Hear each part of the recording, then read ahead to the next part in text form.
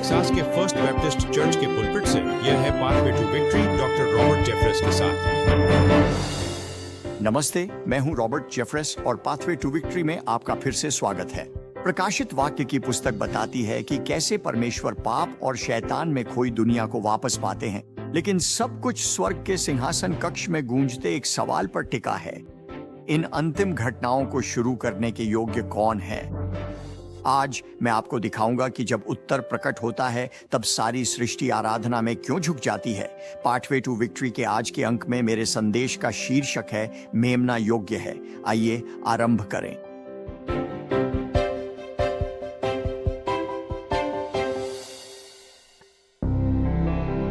क्या आप कभी किसी गिरवी रखने वाली दुकान पर गए हों? अगर आप वहां नहीं गए हैं तो वे घूमने की बहुत दिलचस्प जगहें होती हैं। कहा जाता है कि गिरवी की दुकान ऐसी जगह है जहां एक आदमी पत्नी के लिए हीरे की अंगूठी और शॉटगन खरीद सकता है। गिरवी की दुकान शब्द शायद आप यह न जानते हो, लेकिन शब्दकोश में इसका अर्थ है किसी चीज को बंधक बनाना, और वास्तव में यही गिरवी रखने वाली दुकान का बिजनेस मॉडल है। मान लीजिए कि आपको तुरंत नकद की जरूरत है और कोई और रास्ता नहीं है, तो आप अपनी किसी कीमती चीज को गिरवी रखने वाली दुकान पर ले जा सकते हैं और आप एक वचन पत्र पर हस्ताक्षर करते हैं जिसमें आप भारी ब्याज के साथ पैसे वापस लौटाने का वादा करते हैं। लेकिन भुगतान सुनिश्चित करने के लिए गिरवी रखने वाली दुकान का मालिक आपकी उस कीमती चीज को बंधक बना लेगा। वह आपकी शॉटगन या हीरे की अंगूठी अपने पास सुरक्षित तब तक रखेगा जब तक कि आप अपना सारा बकाया पूरी तरह चुका नहीं देते। और यदि आप वह पैसा वापस नहीं कर पाते हैं तो अंदाजा लगाइए क्या होगा। वह शॉटगन या हीरे की अंगूठी को रख लेता है। वह इसे अपनी डिस्प्ले विंडो में रख सकता है और किसी और को बेच सकता है। शायद आप सोच रहे हैं कि गिरवी दुकानों की बात क्यों हो रही है। लगा था यह प्रकाशित वाक्य पर है। साथ बने रहें, आप अभी थोड़ी देर में समझ जाएंगे।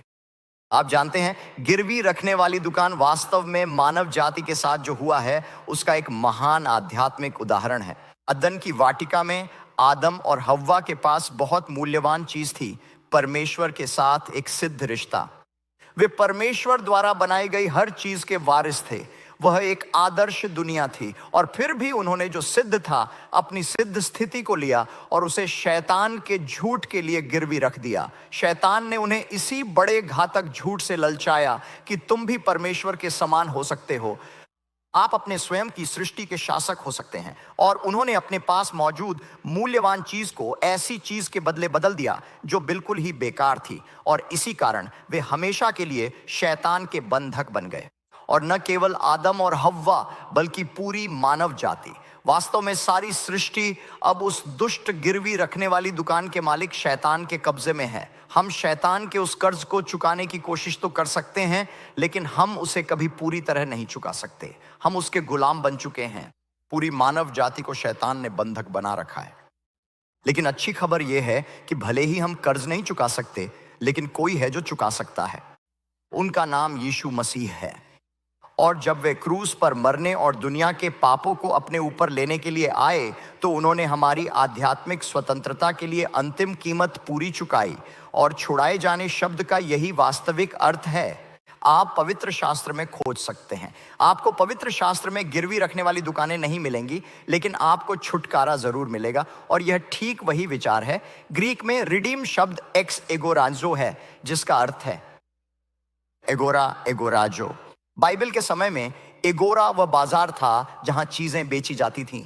यदि आप गुलाम सहित कुछ भी खरीदना चाहते थे तो आप बाजार जाते थे, और बाजार में गुलामों को जंजीरों में जकड़कर एक ऊंचे मंच पर खड़ा किया जाता था और लोग उन पर खुलकर बोली लगाते थे।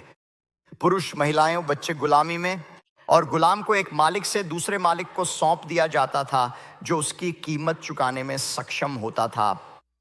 और जब एक नया मालिक उस गुलाम पर अधिकार कर लेता था तो वह सचमुच छुड़ा लिया जाता था, अर्थात उसे एक नए मालिक की सेवा के लिए बाजार से बाहर ले जाया गया था। और यह एक सुंदर तस्वीर है कि यीशु ने हमारे लिए क्या किया है। यदि आप मसीही नहीं हैं तो आप वास्तव में अपने स्वयं के बिल्कुल नहीं हैं। आप जो चाहें करने के लिए स्वतंत्र नहीं हैं। आप एक भयानक और निर्दयी मालिक शैतान के गुलाम हैं। आप उसकी कैद में हैं। लेकिन यीशु मसीह ने आपको स्वतंत्रता की पेशकश की है, अपनी सेवा करने के लिए नहीं बल्कि उसकी सेवा करने के लिए।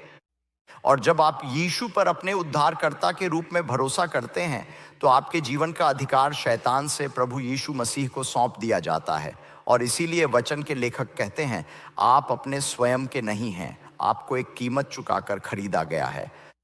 यही छुटकारे का अर्थ है। अब जो अधिकांश मसीही आज भी नहीं समझते हैं वह ये है कि हमारे छुटकारे के विभिन्न महत्वपूर्ण पहलू हैं। हमारा पिछला छुटकारा है, ये पूरे 2000 साल पहले हुआ था जब यीशु ने क्रूस पर हमारे लिए वह पूरी कीमत चुकाई थी। पतरस इसका उल्लेख पहला पतरस अध्याय 1 पद 18 और 19 में करता है। ये जानते हुए कि आप चांदी या सोने जैसी नाशवान वस्तुओं से नहीं छुड़ाए गए थे, आपको मसीह के लहू से, जो एक निष्कलंक और बेदाग मेमने के समान है, बहुमूल्य लहू से खरीदा गया था। यीशु ने 2000 साल पहले आपके छुटकारे की कीमत चुकाई थी। जिस क्षण आप मसीह को अपने उद्धारकर्ता के रूप में स्वीकार करते हैं, आपके पाप का कर्ज पूरी तरह चुकाया जाता है। उसी क्षण आप पूरी तरह छुड़ा लिए जाते हैं, क्योंकि वह कीमत पहले ही पूरी तरह चुका दी गई है। जैसे ही आप मसीह पर विश्वास करते हैं, उनका बलिदान आपको मिल जाता है और आप उनकी धार्मिकता, पूर्ण क्षमा और अनुग्रह प्राप्त करते हैं। वह हमारा पिछला छुटकारा है। एक अर्थ में वर्तमान में भी छुटकारा मिल रहा है। भले ही आपकी आत्मा अब मसीह की है और जब आप मरेंगे तो आप स्वर्ग में हमेशा हमेशा उसके साथ रहेंगे। अभी आपके भीतर के अन्य हिस्से भी छुटकारा पाए जाने और पूरी तरह बदलने की प्रक्रिया में हैं। आपका अपना मन, आपकी इच्छा और आपकी भावनाएं। कुछ लोग सोचते हैं, खैर अगर मैं एक मसीही हूं तो मुझे अपने सभी पापों और अपनी सभी आदतों से तुरंत मुक्ति मिल जाएगी और मेरे सभी रिश्तों में सुधार हो जाएगा। नहीं, यह तुरंत नहीं होता है। यह एक प्रगतिशील आत्मिक प्रक्रिया है जिसमें आप हर दिन यीशु मसीह के और भी अधिक समान बनते जाते हैं। लेकिन एक तीसरा उद्धार है, हमारा भविष्य का उद्धार।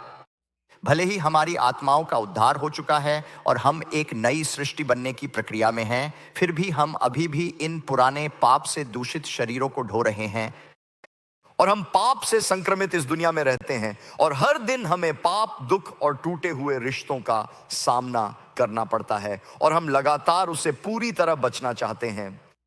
खैर, भविष्य में एक ऐसा पवित्र और शुभ समय आएगा जब हमारा पूर्ण उद्धार होगा और इस सृष्टि का अंतिम हिस्सा परमेश्वर के अधिकार में चला जाएगा।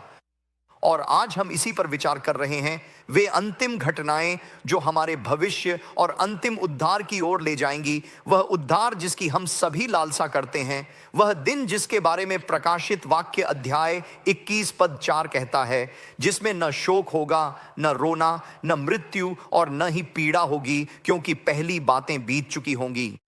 क्या आप इसके लिए उत्सुक नहीं हैं? यह आ रहा है, वह भविष्य का उद्धार आ रहा है। और यीशु मसीह ने लूका अध्याय 21 पद 28 में इसका स्पष्ट उल्लेख किया है। उन्होंने कहा, जब ये बातें होने लगें तो सीधे खड़े हो जाओ और अपने सिर उठाओ, क्योंकि तुम्हारा उद्धार निकट आ रहा है।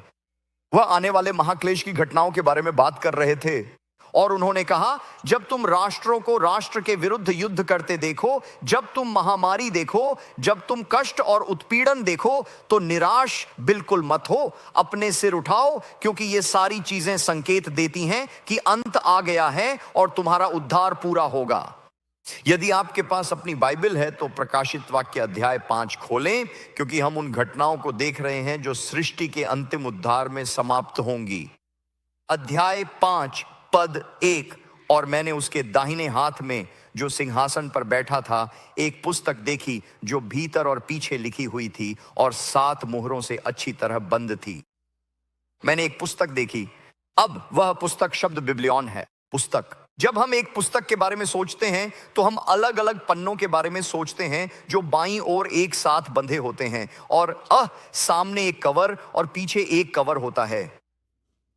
लेकिन वास्तव में यह मूल रूप से पुस्तक ऐसी नहीं थी, यह एक चर्मपत्र था।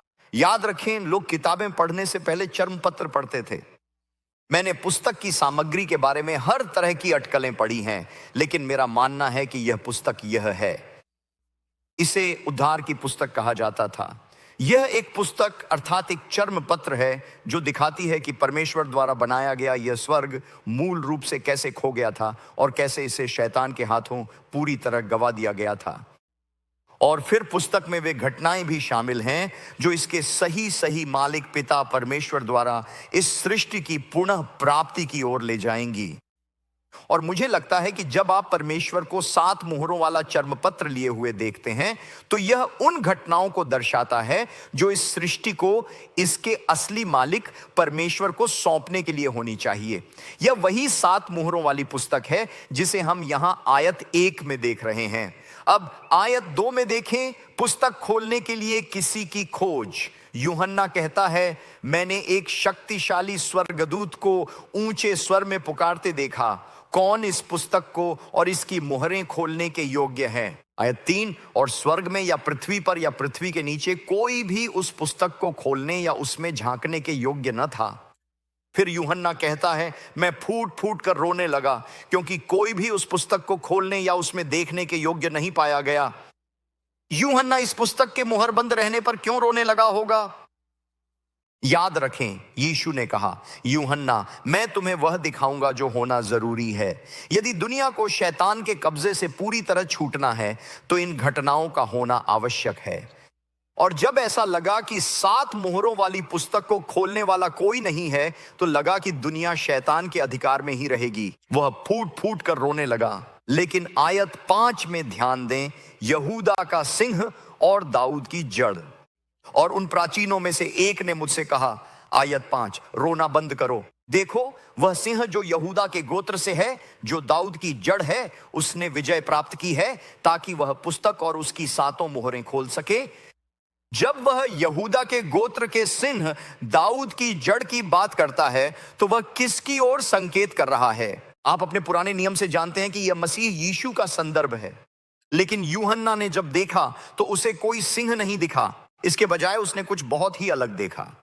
आयत 6 को देखें, और मैंने सिंहासन, उन 4 प्राणियों और प्राचीनों के बीच एक मेमने को खड़ा देखा, मानो वह वध किया गया हो, जिसके 7 सींग और 7 आंखें थीं, जो परमेश्वर की 7 आत्माएं हैं जो पूरी पृथ्वी पर भेजी गई हैं। और उसने यानी मेमने ने आकर सिंहासन पर बैठे हुए यानी परमेश्वर के दाहिने हाथ से वह पुस्तक ले ली।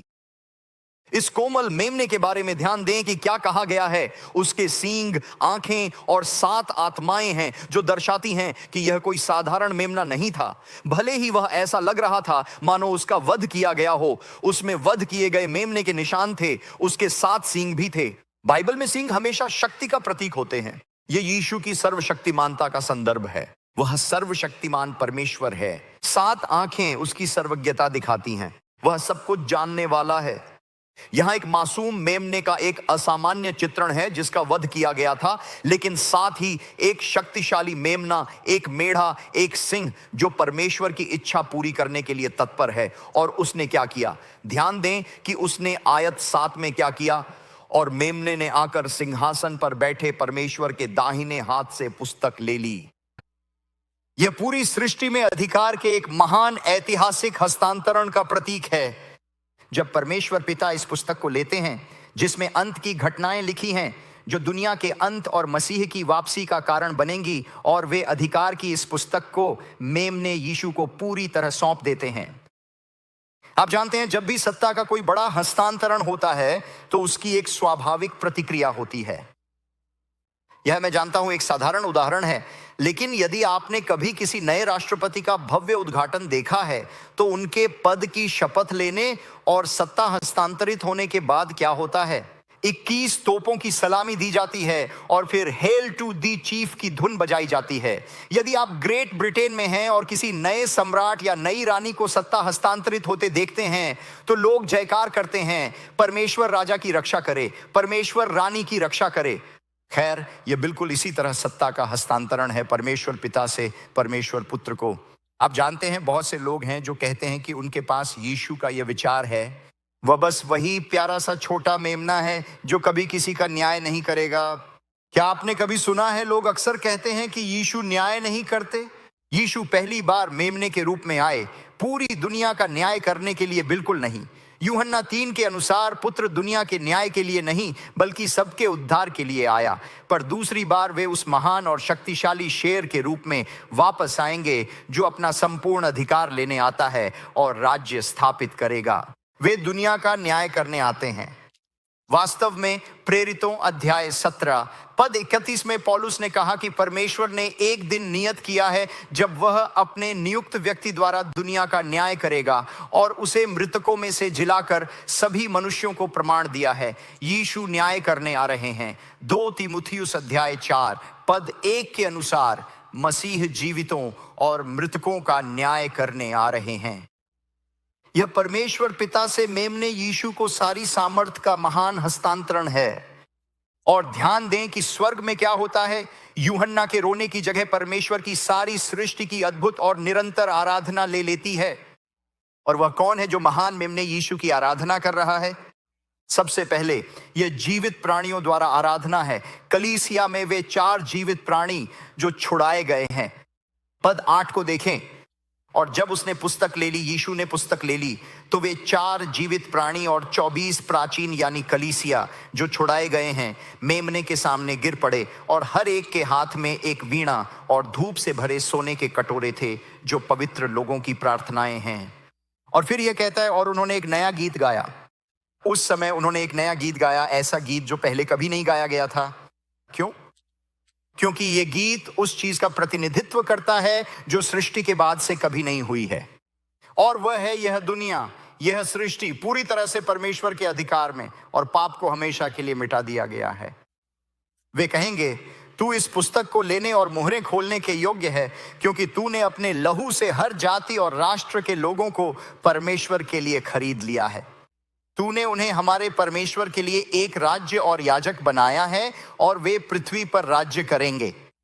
और ध्यान दें कि 11 और 12 आयतों में स्वर्गदूत भी उनकी स्तुति में शामिल हो जाते हैं। और फिर मैंने देखा और मैंने सिंहासन, जीवित प्राणियों और प्राचीनों के चारों ओर बहुत से स्वर्गदूतों की आवाज सुनी। और स्वर्गदूतों की संख्या लाखों की संख्या में और हजारों हजार थी। वहां कितने स्वर्गदूत हैं हम नहीं जानते। उस शब्द मिरियड का अर्थ 20,000 हो सकता है। तो लाखों पर लाखों का मतलब होगा 20,000 पर 20,000 गुना 20,000। कुछ लोगों ने अनुमान लगाया है कि स्वर्गदूतों की यह विशाल संख्या कम से कम 20 करोड़ है। क्या आप स्वर्ग के सभी स्वर्गदूतों की अद्भुत कल्पना कर सकते हैं? परमेश्वर की स्तुति करते हुए वे क्या करने वाले हैं? 12वीं आयत, वे ऊंचे स्वर में कहेंगे, वह मेमना जो वध हुआ था सामर्थ्य, धन, बुद्धि, शक्ति, आदर, महिमा और धन्यवाद पाने के योग्य है। आप जानते हैं इनमें से प्रत्येक शब्द का एक बहुत महत्वपूर्ण अर्थ है। हम मेमने की किस लिए स्तुति कर रहे हैं? सामर्थ्य। इसे बस जल्दी से लिख लें। इसका मतलब है कि ऐसी कोई योजना या उद्देश्य नहीं है जिसे यीशु मसीह पूरा न कर सके। धन, ऐसा कोई वादा नहीं है जिसे पूरा करने के लिए यीशु के पास संसाधन न हो। बुद्धि, ऐसी कोई समस्या नहीं है जिसे यीशु मसीह हल न कर सके। शक्ति, बुराई की ऐसी कोई शक्तियां नहीं है जिन्हें यीशु हरा न सके। आदर, ऐसे कोई राजकुमार नहीं है जिन पर यीशु मसीह शासन न करता हो। महिमा, ऐसी कोई प्रधानता नहीं है जिस पर यीशु का दिव्य अधिकार न हो। धन्यवाद, ऐसा कोई विशेषाधिकार नहीं है जिसका उपयोग यीशु ने दूसरों की सेवा में न किया हो। मैं चाहता हूं कि आप ध्यान से ध्यान दें कि ये 7 शब्द एक साथ कैसे जुड़े हुए हैं। इस हफ्ते मुझे एक ऐसा नया शब्द मिला जिसे मैं पहले नहीं जानता था, पॉलीसिंडेटन। क्या आप जानते हैं कि पॉलीसिंडेटन क्या है? यह बोलने का एक विशेष सम्मान है, एक पॉलीसिंडेटन अलंकार। इसका सीधा सा मतलब यह है कि एक लंबी और विस्तारित सूची बनाना है जो संपूर्ण और व्यापक रूप से लगे। यह दिखाने के लिए एक साहित्यिक युक्ति है कि कोई चीज कितनी व्यापक है। और यूहन्ना यहां यही करता है जब वह मसीह के गुणों के बारे में बात करता है। ध्यान दें कि यहां मूल यूनानी पाठ में कोई अल्प विराम नहीं है। यूहन्ना ने स्वर्गदूतों और उद्धार पाए हुओं को यह कहते नहीं सुना, वह मेमना जो वध किया गया था सामर्थ्य पाने के योग्य है। अल्प विराम, धन अल्प विराम, बुद्धि अल्प विराम, शक्ति अल्प विराम। कोई अल्प विराम नहीं, बल्कि इसकी व्यापकता दिखाने के लिए काई यानी और का बार बार उपयोग हुआ है। यूहन्ना कहता है, परमेश्वर का मेमना जो वध किया गया था वह सामर्थ्य और धन और शक्ति और बुद्धि और आदर और महिमा और धन्यवाद पाने के योग्य है युगानुयुग और सदा सदा के लिए। वह यीशु मसीह है। आपकी जरूरतों को पूरा करने के लिए उसके संसाधनों का कोई अंत नहीं है। यूहन्ना ने स्वर्ग में यही देखा। उसने न केवल उद्धार पाए लोगों और स्वर्गदूतों को देखा, बल्कि सारी सृष्टि उस स्तुति में जुड़ गई। पद 13 देखें, स्वर्ग, पृथ्वी, उसके नीचे और समुद्र की हर सृष्टि को जो कुछ उनमें है मैंने ऊंचे स्वर में स्पष्ट कहते सुना, सिंहासन पर बैठे हुए का और मेमने का धन्यवाद, आदर, महिमा और राज्य युगानुयुग सदैव और हमेशा के लिए रहे। चारों प्राणियों ने कहा आमीन। ऐसा ही हो प्रभु, ऐसा ही हो। आमीन, आमीन, आमीन और आमीन। प्राचीन गिर पड़े और उन्होंने परमेश्वर की आराधना की। पद 13 के अनुसार सारी सृष्टि परमेश्वर की स्तुति कर रही है। तो हम समझते हैं कि स्वर्ग में रहने वाले परमेश्वर की स्तुति करते हैं जब वे देखते हैं कि अधिकार पुत्र को सौंप दिया गया है, ताकि ये अंतिम घटनाएं पूरी हो सकें जो हमारे पूर्ण उद्धार की ओर ले जाएंगी। हम समझते हैं कि स्वर्ग में कौन है और उन लोगों को जो महाक्लेश से पहले पृथ्वी पर उस समय भी होंगे। ये घटनाएं जो मसीह के आगमन की ओर ले जाती हैं। हम समझते हैं कि वे परमेश्वर की स्तुति कैसे करेंगे, लेकिन पृथ्वी के नीचे के लोग कौन हैं? वहां परमेश्वर की स्तुति कौन करेगा? यदि आप मसीही हैं तो आपकी आत्मा स्वर्ग में परमेश्वर के पास है। यदि आप मर चुके हैं तो आपकी आत्मा प्रभु के पास चली जाती है। लेकिन जो गैर मसीही मरते हैं उनकी आत्माएं अधोलोक में जाती हैं, जो उस अंतिम महान श्वेत सिंहासन न्याय के लिए मृतकों की प्रतीक्षा का स्थान है। भजन संहिता अध्याय 6 कहता है कि अधोलोक में परमेश्वर की कोई स्तुति नहीं होती, परमेश्वर का कोई जिक्र नहीं है, सिवाय शायद इस एक बार के। शायद उस दुनिया के लिए यह एक अपवाद है। स्वर्ग में वह घटना इतनी विशाल होगी जब इस दुनिया का अधिकार पत्र यानी उद्धार की पुस्तक पिता से पुत्र को हस्तांतरित की जाएगी। शायद ऐसा होगा कि एक संक्षिप्त क्षण के लिए ही सही नरक में बिना उद्धार पाए लोग ऊपर देखेंगे और प्रभु यीशु मसीह की स्तुति करेंगे। तब तक बहुत देर हो चुकी होगी, लेकिन वे निश्चित रूप से उसे पहचान लेंगे कि वह कौन है। मुझे लगता है कि शायद पौलुस के मन में यही बात थी जब उसने फिलिपियों के अध्याय 2 में कहा था, क्योंकि परमेश्वर उसे वह नाम प्रदान करेगा जो हर नाम से श्रेष्ठ है, ताकि स्वर्ग में, पृथ्वी पर और पृथ्वी के नीचे रहने वाले सभी प्राणियों का हर घुटना टिके और हर जुबान यह अंगीकार करे कि यीशु मसीह ही प्रभु है, परमेश्वर पिता की महिमा के लिए। बस मेरे साथ इसकी कल्पना कीजिए। क्या आप कल्पना कर सकते हैं कि स्वर्ग में कैसा अद्भुत और महिमामय नजारा होगा जब सभी प्राणी, सभी उद्धार पाए हुए लोग, हर वो व्यक्ति जो कभी अस्तित्व में रहा है, परमेश्वर के मेमने के सामने गिर जाएंगे और एक स्वर में पुकारेंगे, मेमना ही सदा योग्य है। अति पवित्र, सर्वशक्तिमान और परम महिमामयी योग्य है वह निष्कलंक मेमना, जिसका हमारे उद्धार के लिए क्रूस पर वध हुआ और जिसने अपने अत्यंत अनमोल और पवित्र लहू की एक एक बूंद को बहाकर हम सभी मनुष्यों को जीवित परमेश्वर के राज्य और उसकी अनंत महिमा के निमित्त सदा सदा के लिए छुड़ा लिया है। वह असीम शक्ति, अपार धन संपत्ति, अनंत बुद्धि, महान सामर्थ्य, परम आदर, दिव्य महिमा और पवित्र आशीषों को पाने के पूरी तरह से योग्य है। सारी आशीष, आदर, महिमा और शक्ति और सामर्थ्य उसी की हो जो सिंहासन पर विराजमान है, और उस मेमने की भी युगानुयुग। सारी आशीष, आदर, महिमा और सामर्थ्य उसी की हो जो उस पवित्र सिंहासन पर विराजमान है, और परमेश्वर मेमने की सदा तक स्तुति हो। सारी आशीष, आदर, महिमा, धन्यवाद और सामर्थ्य सदा उसी की होती रहे जो सिंहासन पर विराजमान है, और उस पवित्र मेमने की भी युगानुयुग स्तुति हो।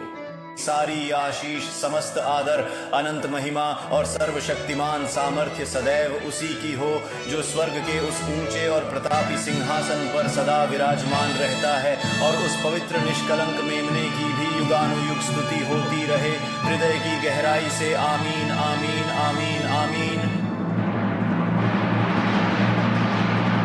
आमीन।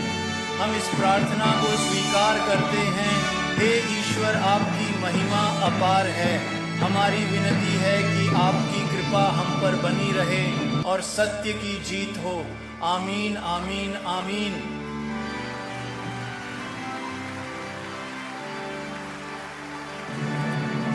यीशु मसीह के अति पवित्र और सामर्थ्य नाम की सदा जय जयकार हो। स्वर्ग के समस्त दूतगण पूरी श्रद्धा के साथ उनके सामने झुककर सादर दंडवत करें।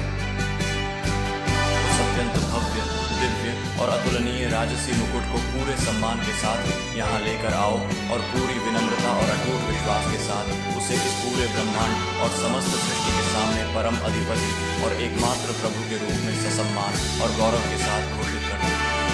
उस अत्यंत भव्य और दिव्य राजसी मुकुट को पूरी विनम्रता और सम्मान के साथ यहाँ लेकर आओ और पूरी दुनिया के सामने आधिकारिक रूप से उन्हें समस्त सृष्टि और इस पूरी प्रजा का सर्वोच्च अधिपति और एकमात्र स्वामी घोषित कर दो।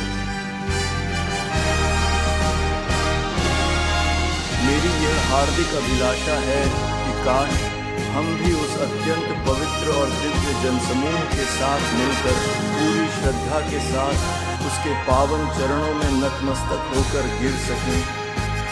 हम स्वर्ग के उस भव्य और अनंत गीत में शामिल होंगे और उसे ही सबका प्रभु घोषित करते हुए उसकी महिमा गाएंगे।